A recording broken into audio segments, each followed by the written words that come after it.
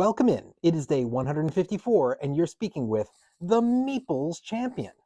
And today we're going to be jumping into a smaller game from years and years ago. I no longer have the box, as this is one that I broke down and ended up putting into my collection of games that I hold into those cases. The game is called Coup. So in Coup, the concept is that you have 5 different potential roles you can fill. And you're going to get dealt 2 of these at random at the start of the game. Throughout the game, you're trying to slowly eliminate other people. To do this, you're going to claim the ability of a role. On your turn, you can claim, I'm going to use this person's role, I'm taking money from the middle, or I'm going to use this person's role, and I'm going to steal from an adjacent player.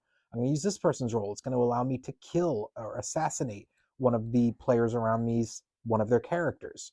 I'm going to use this role, and basically each role is going to give you different abilities to either gather money or to attack another player. Well, you make this decision, and then if anybody at the table thinks that you're lying, they have the right to accuse you. If they do, you have to present the card that you claim to use the rule for. If you have the card, you show it, you then put it into the deck, you shuffle, and you draw a new card. Could be the same, could be different. If you don't, that means you have to kill a card. So you'll take one of the cards, your choice which one, you'll eliminate it from the game, and now you're down to one roll. If you are incorrectly accused, though, and you could show the card, now the opponent who accused you has to take a roll and has to discard it from the game. Now, the assassinate does that same thing where they target somebody and assassinate one of their cards. However, if you gain enough money, once you hit 10 money, you can spend all 10 to permanently eliminate a player from the game. So you're going to keep doing this until eventually all the players have been eliminated, one person stands, they're the winner. It's a short game, but it's fun. It's definitely one that I think can work on multiple levels. But why don't we jump into this game talking about it via our 7 categories and see where this one really lands.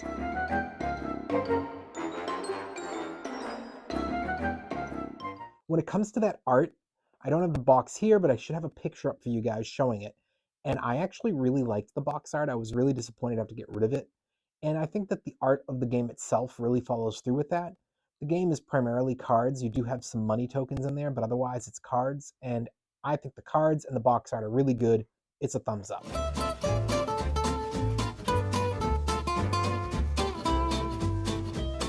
Speaking of those components, the components again are cards and your money tokens. The money tokens are all done in cardboard, and it's really nice. I think it's the kind that's going to be able to hold up. I don't find that they tear and they really rip and destroy them in any way.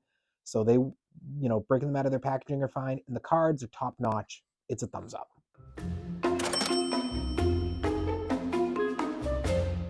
When it comes to that price, this game's very available. I can definitely find this game in Targets and in Barnes & Nobles, as well as in most board game stores. I'd say this is in at least 3, if not 4 out of 5 stores. And the price is not that bad. You can get this game for right around that $25, maybe $30 range, and it's definitely worth it. It's a thumbs up. Your difficulty is that this is one of those games that's about social deduction. Trying to be able to figure out, 1, can you tell when somebody's lying? 2, what have you gathered for information based on cards that were eliminated, cards that you have in front of you, and cards that you knew you shuffled back into the deck. And then when somebody makes the accusation, you can kind of do your quick math and go, well, there's only 3 of this card available. I know one's there, I know one's here, and I remember shuffling one in the deck. I don't think they drew it. So if you're good at that, then this game will be fun. And if you're not, it's going to get harder. For me, I think this game is really good for beginners and experienced. I think experts can appreciate it, but it may not be one they jump at. And I think that kids, this is one that they can try. I'm not sure it'll hit 100% for them, but I think that they can at least try it. It's not impossible for them. So it's a thumbs up there.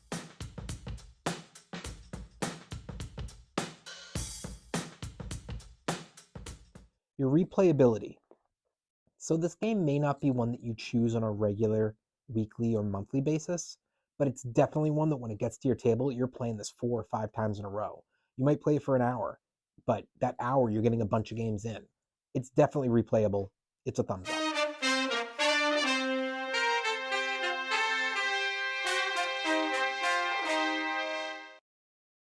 Your keys to victory. So this is all about how you're using your cards. You have your starting cards.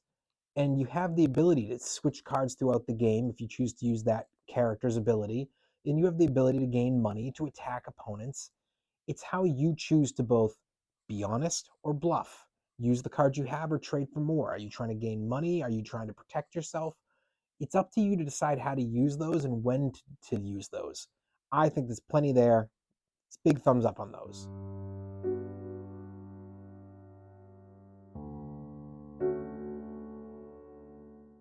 Unique. Is this game unique? I'm sure there are games that use some of these mechanics. The only one I can really think of that replicates this in a way is We're Doomed. You don't have the roles hidden like in this game, but you do have a role in front of you, and there are 5 shared, and there's multiple roles, and you use those to do abilities slightly different. And just like this game, there's the possibility of elimination, and you're all constantly having to build up your money to choose how to spend it. But I don't feel like a game like this, where it literally is, instead of there being a possibility of co-op, there's no co-op here. Your roles are, you have multiple roles and they're hidden, and people are switching roles through the game. And you're able to attack and try and eliminate each other, and you only can win being the last one standing. I just don't know of a game that truly comes up and hits that. I have to give this unique. It's a thumbs up.